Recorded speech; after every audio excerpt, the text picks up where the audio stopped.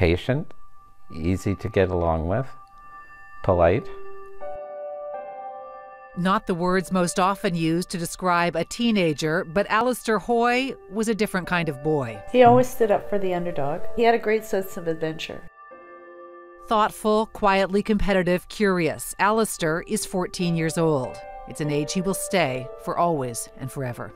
When you think of Alistair, do you think of him in the present tense? Do you think of him with you? All the time. Yeah. All the time. We can feel him with us. December 13th, 2010. Alistair is on the ice with his team. His dad is coaching. It was a fairly competitive game. Afterwards, in the locker room, one of the boys takes his helmet off and he's white as a ghost. Then another one, and then another, and then Alistair took his off, and they're all white as a ghost. Obviously, you guys got the flu, and everybody's been passing it around.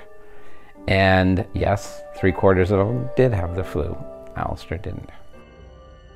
1 week of waiting for Alistair to get better, and Cynthia and Gary start to get a little worried. I have to go into the doctor. And he just took really one look at him and just said, you need to get him to sick kids. And once there, the news is almost unbearable. And I remember thinking, no, you've got the wrong room. This cannot be. And trying to be strong for Alistair. Leukemia, blood cancer, but the doctors are optimistic. 94% chance of recovery, so very good. Alistair is tolerating the treatments. Doctors say he can go home for New Year's Eve. But on December 30th, Alistair gets an infection of the worst kind. He had flesh-eating disease. They did surgery that night, and it was 5 hours long. And they removed most of the muscle on this side of his back and most of the muscle, his hamstring and his leg. Alistair is kept in a coma but regains consciousness a couple of days later as his doctor tells him he needs to undergo another surgery. He said, well, I want you to know that the surgery is tricky and you may not survive the surgery.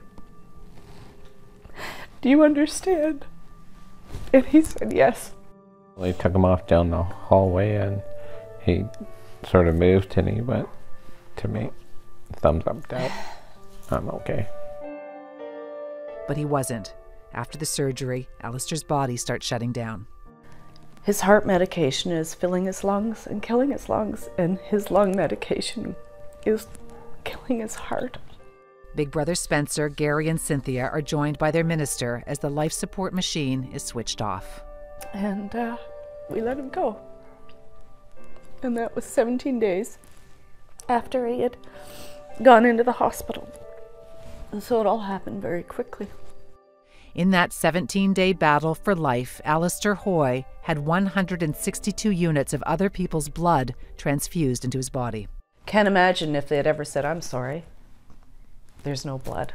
How horrible that would have been. Well, thank you for being here. And that's how this was born. Nice to see you. But you're doing a good job.